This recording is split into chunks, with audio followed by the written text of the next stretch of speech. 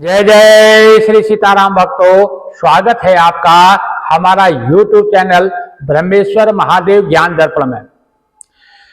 भक्तजनों, आज हम चर्चा करने वाले हैं मार्गशीर्ष मास के कृष्ण पक्ष में जो अमावस्या तिथि आती है उसके बारे में हम बताने वाले हैं। जैसे आज एक आश्विन मास के कृष्ण पक्ष में जो ये पितृपक्ष जो अमावस्या आती है उसका जैसे महात्म्य है, उसी प्रकार इस जो अगहन का महीना है यानी कि जो मार्गशीर्ष का जो महीना है इसकी जो अमावस्या है उसका भी महत्व उतना ही है। इसमें किया जाने वाला दान है, तर्पण है, स्नान है, इससे जो है पितरों की सुख समृद्धि के लिए, पितरों के जो उद्धार के लिए इसको किया जाता है। और इसी सब कार्य में हम चर्चा करने वाले हैं। और जो है ये अमावस्या कब रहेगी, 30 तारीख को या 30 नवंबर को या 1 दिसंबर को, ये भी हम बताने वाले हैं। और इसमें हम खुद खास उपाय बताएंगे जिसको करने से जो है हमारे घर में सुख समृद्धि आएगी। जिसके घर में पितृदोष इत्यादि बना हुआ है उसका जो है जो शांति होती है वो सब हम बताने वाले हैं। इसके लिए आप हमें हमारे इस वीडियो को जो है पूरी देख लेंगे, तभी आपको उसका पूर्ण लाभ प्राप्त हो पाएगा।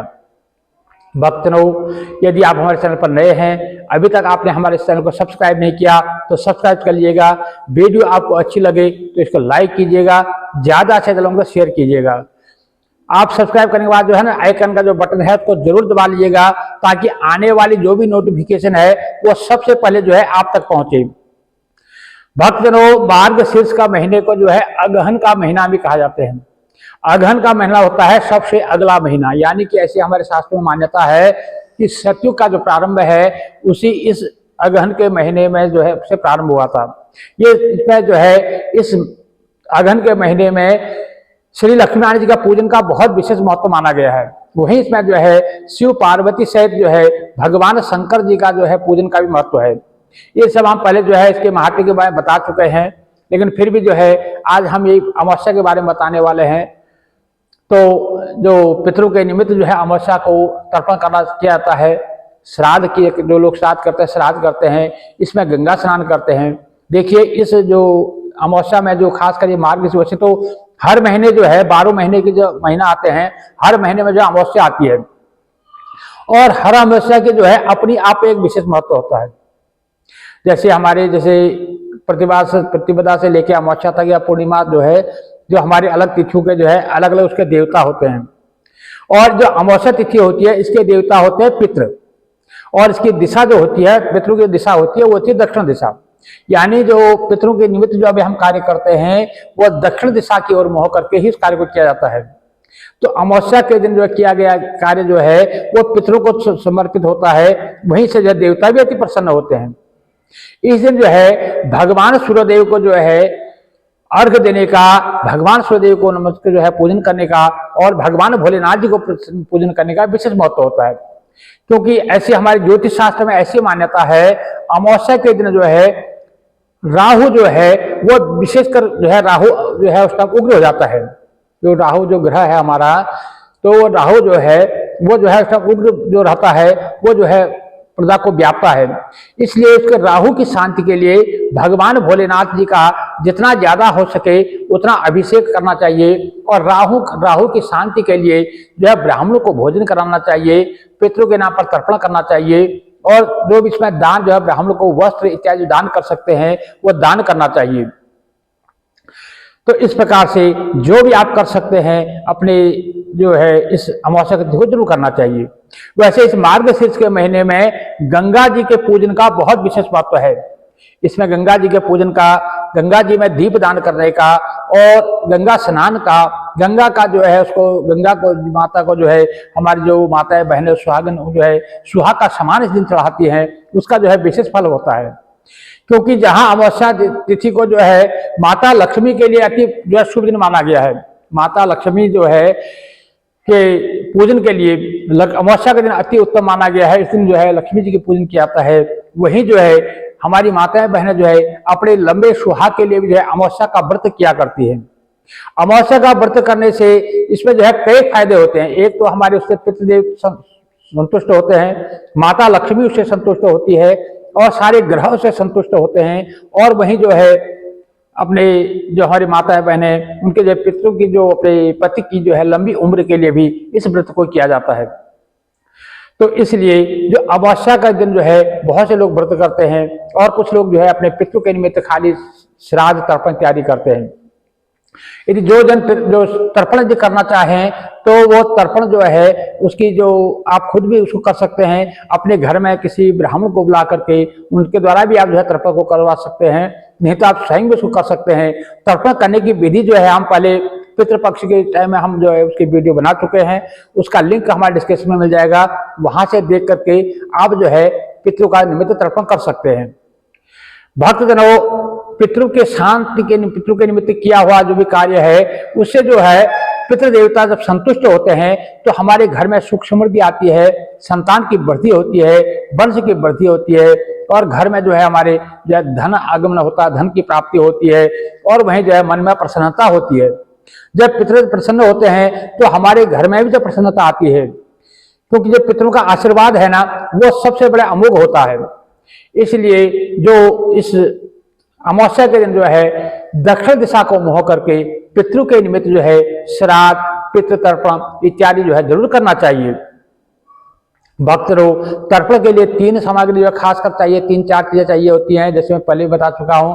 अब जो तर्पण की विधि में बताया हूं उसमें आपको सारा विश्राम मिल जाएगा। उसमें है कच्चा दूध चाहिए, कुशा चाहिए, काले तिल और जौ। इन चीजों को लेकर के इन सामग्री के द्वारा जो है आप पितृ तर्पण कर सकते हैं। भक्तजनों, अब हम बात करते हैं इस 2024 में जो है ये अगहन मास की जो अमावस्या तिथि है कब शुरू हो रही है और कब ये रहे मनाई जाएगी।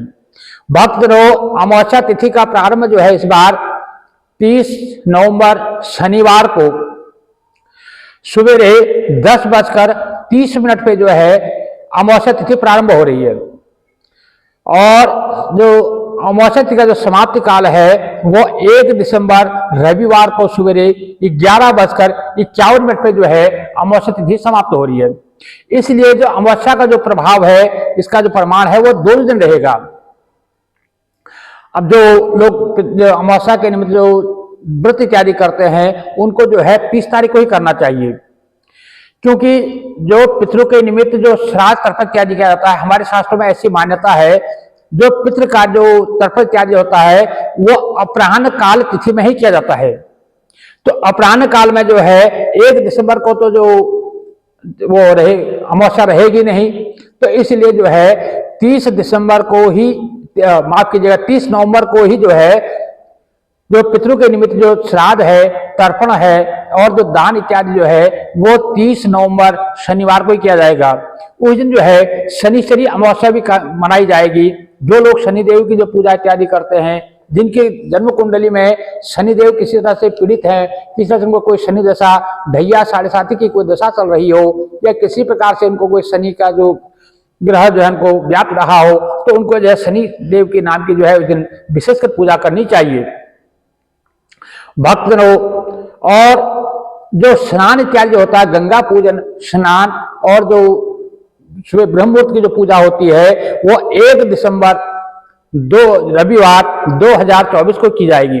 जो स्नान, जो दान इत्यादि जो करते हैं वो सवेरे जो है किया जाएगा। भक्तजनों, वैसे जो व्रत है वो आप 30 नवंबर को भी रख सकते हैं और व्रत जो है आप 1 दिसंबर को भी रख सकते हैं। इसमें कोई उन्हें की जो व्रत रखते हैं उसका जो पूजन का समय होता है वो सवेरे ब्रह्म मुहूर्त में होता है। ब्रह्म मुहूर्त का समय लगभग सवेरे 4:30 बजे से लेकर के 6:08 तक रहेगा। तो इसमें जो विशेष पूजन का जो महत्व है, सवेरे 4:32 से लेके 5:28 तक का जो समय है वो विशेष पूजन का समय रहेगा। उस समय किया गया पूजन, जप, दान इत्यादि जो है वो अनंत गुणा फल को देने वाला होगा। भक्तों, इस अमावस्या को अब हम क्या करें, पहले हम यह बता दें। इस अमावस्या को तिथि को जो है सवेरे हमें ब्रह्म मुहूर्त में उठना चाहिए, सूर्योदय से पहले उठना चाहिए। ब्रह्म मुहूर्त में उठ करके जो है स्नान से निवृत्त होकर के भगवान सूर्यदेव को जो है 1 लोटा जल जरूर देना चाहिए। भगवान सूर्य को अर्घ्य प्रदान करें, सूर्यदेव को नमस्कार करें और याद रखें इस दिन सुबह आप स्नान करते हैं तो स्नान विधि जो आप किसी तीर्थ में स्नान करें तो अति उत्तम है। यदि तीर्थ में स्नान नहीं करने का मतलब ऐसा होता है कि हर कोई तो तीर्थ जा नहीं सकता, तो आप जो घर में स्नान कर रहे हैं तो आपके घर में जो भी किसी पवित्र नदी का, गंगा, जमुना, सरस्वती, किसी भी पवित्र नदी का जल हो, उसको अपने नहाने के पानी में जो है उसको मिला करके उससे आप स्नान करें। भगवान सूर्यदेव को नमस्कार करें, सूर्यदेव को नमस्कार करें, सूर्यदेव की जो है पूजा करें, और उस दिन यदि संभव हो तो आदित्य हृदय सूत्र का पाठ करें। और इस प्रकार से सूर्य पूजन करने के बाद अपने घर में जो बड़े बुजुर्ग हैं उनका आशीर्वाद इसे जरूर लेना चाहिए, क्योंकि पितरों के निमित्त जो है ना, जैसे हमारे जो कोई पितरों का जो आशीर्वाद लेने के लिए जो जीवित पितर हैं उनका आशीर्वाद इनसे बहुत बड़ा काम आता है। और उसके बाद अपने कुल देवी देवता का पूजन करना चाहिए, उनको नमस्कार करना चाहिए। तो जो पितरों के नाम पर जो श्राद्ध तर्पण इत्यादि करते हैं वो अपराह्न काल में लगभग 12 बजे के बाद, 12 बजे के बाद जो है लगभग जो है 12:20 से लेकर के 2:28 के बीच में आप जो है उसको जो पितरों के तर्पण इत्यादि का शुभ मुहूर्त रहेगा। तो वैसे जो है इसको जो अपराह्न काल व्यापिनी ही किया जाता है, तो इसका मुहूर्त जो है ये रहेगा। पितरों के निमित्त जो है आप घर में बुला, किसी ब्राह्मण देवता को घर में बुला करके उनके द्वारा जो है आप तर्पण करवा सकते हैं। और ब्राह्मणों को भोजन जरूर करवाना है। यदि आप ब्राह्मण को भोजन किसी प्रकार से नहीं करा पाते हैं तो उनके लिए जो है आप कुछ सीधा जिसको बोलते हैं, जैसे अब राशन है उसमें जैसे आप दूध दे सकते हैं, चावल दे सकते हैं, दालें दे सकते हैं, सब्जियां दे सकते हैं, या आटा इत्यादि जो भी है आप दान कर सकते हैं। तो दूध तो खासकर वैसे पितरों के नाम पर दूध जरूर दान करना चाहिए।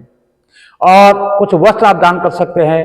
तो ये जो भी आप सामग्री इनको दे रहे हैं पितरों के निमित्त, जितना भी आपके सामर्थ्य अनुसार जैसा भी है, क्योंकि ज्यादा या कम या जैसे भी है वो आपकी सामर्थ्य के अनुसार निर्भर करता है, पर जैसे अपने सामर्थ्य के अनुसार कुछ ना कुछ जरूर देना चाहिए। तो जो भी आप दे रहे हैं उसमें एक संकल्प जरूर कर लेना चाहिए। देखिए संकल्प की विधि भी हम पहले वीडियो आप डाउनलोड कर चुके हैं, उसकी संकल्प विधि भी आपको मिल जाएगी। तो संकल्प में क्या है कि आपको अपना नाम, अपना गोत्र, अपना जिस स्थान पर आप बैठ करके तर्पण कर रहे हैं उस स्थान का जो है, जिस तरह बैठ कर आप दान कर रहे हैं उस स्थान का नाम उच्चारण करना है, उस गांव का नाम उच्चारण करना है, जिस पक्ष में जिस तिथि में आप करते हैं उसका भी नाम उच्चारण करना है। साथ में जो है उसमें जो है अपने पितरों के निमित्त जैसे कर रहे हैं तो अपने मम पितरों करके उनके नाम पर जो है जो भी आप सामग्री आपने रखी हुई है उन सामग्री को याद कर लें, ध्यान कर लें, या उनको नाम उच्चारण कर ले तो अति उत्तम है। नहीं तो उनको आंखों से एक बार भर दृष्टि देख ले और मन में संकल्प कर ले, ये दान जो है मैं अपने पितरों के निमित्त जो है, मतलब भोजन के, जैसे आप भोजन दान कर रहे हैं, पितरों के भोजन के निमित्त जो है मैं अन्न दान कर रहा हूँ, जैसे वस्त्र दान कर रहा हूँ या फल दान कर रहा हूँ, या जो भी आप दुग्ध जो भी आप दान कर रहे हैं उसका नाम लेकर के उसको जो है घुमा करके उसके जो हाथ में संकल्प के जो आपने रखा है, क्योंकि संकल्प में आपने जैसे कुश रखी है या फूल रखा है और उसमें जो है द्रव्य रखा है, जल रखा है, जो भी आपने रखा है उसको जो है उसका थोड़ा छीटा उस सामग्री में दे करके द्रव्य दक्षिणा, क्योंकि बिना दक्षिणा के कोई भी दान जो है पूर्ण नहीं माना गया है, इसलिए उसमें जो है दक्षिणा जरूर रखनी है। इस प्रकार से करके उसको जो संकल्प करके आप किसी मंदिर में दे सकते हैं, आप किसी जो है आश्रम में दे सकते हैं, किसी ब्राह्मण को आप दे सकते हैं। ये दान जो है सिर्फ ब्राह्मण को ही देना चाहिए। और वैसे जो आप गरीबों में दान, वैसे आप कुछ भी दान कर सकते हैं, जैसे अभी मौसम के हिसाब से इसमें गर्म कपड़े हैं, कंबल इत्यादि, जूते, जो भी आप दान कर सकते हैं। बाकी जो ये पितरों के निमित्त जो दान है ये सिर्फ ब्राह्मण को ही करना चाहिए, ब्राह्मणों को ही दान देना चाहिए। इस प्रकार से आप दान कर सकते हैं। और दान करने के बाद में यदि आप घर में भोजन कर रहे हैं तो भोजन के निमित्त जो है ब्राह्मण आपके घर में आएंगे, ब्राह्मण जो है स्वयं ब्राह्मण से एक संकल्प करवा करके फिर उनको जो है भोजन करवाइए। तो इस प्रकार से आपको जो है ये पितरों के निमित्त जो है कुछ ना कुछ करना चाहिए। देखिए ऐसा करने से क्या होता है कि हमारे पितृ जो है संतुष्ट होते हैं। किसी कारण से जो है हमारे पितृ को जो है कहीं मतलब स्वर्ग की प्राप्ति नहीं हो पाई है, कहीं वो किसी यात्रा में है, तो उनको जो है वहां से सदगति की प्राप्ति होती है। और यदि आप स्वर्ग लोक में भी हैं तो भी जो है वो अति प्रसन्न होते हैं। तो आप जब पितृ के निमित्त कार्य करते हैं तो पितृ प्रसन्न होते हैं और देवता भी उससे अति प्रसन्न होते हैं। तो जैसे देवता प्रसन्न होते हैं तो आपके घर में भी जो प्रसन्नता आती है और आपके जो वंश आगे जो है बढ़ता है। उससे यदि किसी प्रकार का कोई क्लेश है, कोई रोग है, कोई शोक है, उसका जो है नाश होता है। इस दिन जो है दीप दान का विशेष महत्व होता है। देखिए शनिवार के दिन जो 30 नवंबर को जो है शनिवार को ही शाम को दीपदान होगा, क्योंकि 1 दिसंबर को शाम को अमावस्या रहेगी नहीं, इसलिए जो है 30 नवंबर को ही सायंकाल में जो है दीपदान होगा। तो एक दीप जो है उस पर सरसों का तेल, थोड़े काले तिल डाल करके अपने मुख्य दरवाजे के बाहर जो है दक्षिण को दिशा करके उसको जो है आप दिलवा सकते हैं। और आपके घर में यदि किसी प्रकार का पितृदोष बना हुआ है, किसी प्रकार का जो आपका किसी प्रकार का कोई रोग शोक व्याप्त है, कोई आपके जो है जन्म कुंडली में किसी ब्राह्मण देवता ने जो है आपको पितृदोष इत्यादि के बारे में बताया है, या कोई राहु की दशा बताई है, तो आपको क्या करना चाहिए उसका उपाय में आपको ध्यान से नोट कर लीजिएगा कि आपको एक दिया लेना है, या तो आटे का अगर बना ले तो अति उत्तम है। आटे का एक दिया बनाए, उसमें जो है सरसों का तेल डालना है और उस पर लंबी बाती का जो है दीपक जलाना है, उसमें जो है थोड़े काले तिल डाल दे हैं और एक सिक्का रखना है, और सिक्के उसको रख करके उसको जो है जहां आपके आसपास में जो भी पीपल का पेड़ हो उसमें जो है उस दीपक को हाथ में लेकर के आपको 7 बार या 11 बार जो है उस पीपल की जो है परिक्रमा करनी है। उसके बाद में उस दीपक को जो है दक्षिण को मोह करके उस बाती का जो मोह है दक्षिण को होगा, तो उसको पीपल की जड़ के पास पर रख करके जो भी आपके मन में समस्याएं हैं उस समस्या को जो है पीपल के पेड़ के आगे बोलना है, क्योंकि पीपल में एक ऐसा वृक्ष है जिसमें देवता भी उसमें वास करते हैं, पितृ भी उसमें वास करते हैं और नवग्रह भी उसमें वास करते हैं। तो इस प्रकार से उनके आगे अपनी समस्या उनको बता करके वहां पर जो है करेंगे, तो इससे क्या है कि आपके जो पितृदोष इत्यादि जो है उसमें जो है आपको शांति प्राप्त होती है। ये जो है बहुत ही किया हुआ परीक्षित उपाय है, बहुत से लोगों ने इसको किया है, उनको जो है उससे फायदा मिला है, तो इसीलिए मैं ये बता रहा हूँ। यदि जो लोग श्रद्धा पूर्वक करेंगे उनको भी जो है इसका लाभ मिले। भक्तों, इस उपाय को आप जरूर कर लीजिएगा। तो इस प्रकार से अपना जो है दीपदान कीजिएगा, और इस दिन जो है आपके आसपास जो है, क्योंकि शनिश्चरी अमावस्या है, तो इस दिन आपके आसपास में जो भी शिव मंदिर हो वहां पर जाकर के भगवान शंकर जी को जो है जल चढ़ाना है, उनको पंचामृत से अभिषेक करना है। पहले जैसे दूध से, दही से, घी से, शक्कर से, शहद से, फिर शुद्ध जल से, इस प्रकार से इनको स्नान कराएं, चंदन लगा करके वहां पर जो है उनको अक्षत, काले तिल जरूर चढ़ाने हैं, बिल्वपत्र चढ़ाना है। और उसके बाद जो है दीपदान इस दिन जो है शिव मंदिर में दीपदान जरूर करना है, सवेरे और सायं दोनों समय। सवेरे पूजा करते समय भी आप दीपदान करेंगे, और शाम को तो आपने जो है शिव मंदिर में एक दीप जो है काले तिल डाल करके और एक दीपक जो है आपको शिव मंदिर में जरूर लगाना है। ऐसा करने से भी जो है पितरों की सुख शांति मिलती है, अपने घर में जो है सुख समृद्धि आती है। इस दिन जो है गौ को नाम पर जो कोई हरा चारा क्या देना है, गौ सेवा करनी है। और इस दिन क्या नहीं करना चाहिए, देखो झूठ नहीं बोलना है, और किसी की निंदा नहीं करनी है, कोई चुगली नहीं करनी है, ऐसा कोई भी कार्य नहीं करना है जिससे किसी का दिल दुखे, किसी को जो है आत्मा को ठेस पहुंचे, ऐसा कोई वाणी नहीं बोलनी है। मनसा वाचा कर्म है, यानी मन से, वाणी से, कर्म से कोई भी ऐसा कर्म हमें नहीं करना है। इस दिन तामसिक भोजनों से परहेज करना है, लहसुन, प्याज, मीट, मांस इत्यादि जो भी है इसका जो है सेवन नहीं होना चाहिए। और घर में जो है साफ सफाई जरूर होनी चाहिए, एक दिन पहले हो जानी चाहिए। तो शनिवार के दिन तो घर में जो है साफ सफाई होकर के घर में साफ सफाई हो जानी चाहिए। किसी प्रकार की जो है निगेटिव बातें या निगेटिव चर्चा या नकारात्मक ऊर्जा जो है, नकारात्मक कोई सोच जो है अपने घर में नहीं होनी चाहिए। कोई लड़ाई झगड़ा क्लेश इत्यादि नहीं होना चाहिए, कोई गाली गलौज नहीं होना चाहिए, कोई अड़ोस पड़ोस में किसी के साथ भी कोई ऐसा क्लेश नहीं होना चाहिए। यदि कोई आपके साथ कोई ऐसा होता है, कई बार क्या होता है कि आसपास में कोई ऐसी बात बन जाती है कि सामने वाला आपसे लड़ने के लिए आ रहा है, कोई अगल बगल वाला कोई लड़ने आ रहा है, तो भी आपको जो है हरि का नाम उच्चारण करते हुए चुपचाप सुन करके उसको जो है आपको जो है हरि इच्छा मान करके उसको सहन कर लेना है। आपको किसी प्रकार का कोई क्लेश नहीं करना है, ना ही कोई मतलब गाली गलौज इत्यादि, कोई निंदा चुगली इत्यादि किसी की बुराई नहीं करनी है। और सात्विक रहना है, सात्विक भोजन करना है और सात्विक रहना है। और सारा दिन जो है प्रभु का स्मरण करना है, प्रभु का नाम जपना है। और ऐसा करेंगे तो आपके जो है देवता और पितृ दोनों जो है अति प्रसन्न होंगे। भक्तों, इस प्रकार से अपने पितरों के द्वारा किया गया जो पितरों के निमित्त किया जाने वाला कार्य जो है ये आप जरूर करेंगे। इससे जो है आपके घर में सुख समृद्धि आएगी। जितना आपके को छोटा फोटा ज्ञान था उसके अनुसार हमने बताया।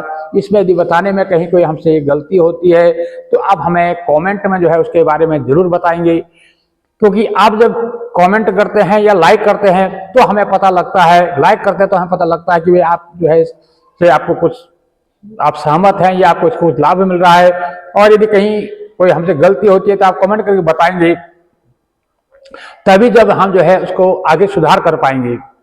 भक्तजनों, इस प्रकार से आप यदि हमारे इस चैनल पर नए हैं तो इसको सब्सक्राइब जरूर कर लीजिएगा, और जो आने वाली जो नोटिफिकेशन है उसको जानकारी के लिए जो आइकन जो बटन है उसको जरूर दबा लीजिएगा, क्योंकि अब नया साल आने वाला है, जो हमारे ईस्वी सन का नया साल आएगा, तो उसके बारे में फिर हम नहीं जो राशिफल इत्यादि जो हम आगे बताएंगे वो सारी हम फिर आगे आएगा। भक्तजनों, यदि आपको वीडियो अच्छी लगे तो उसको लाइक कीजिएगा, ज्यादा से ज्यादा लोगों तक शेयर कीजिएगा।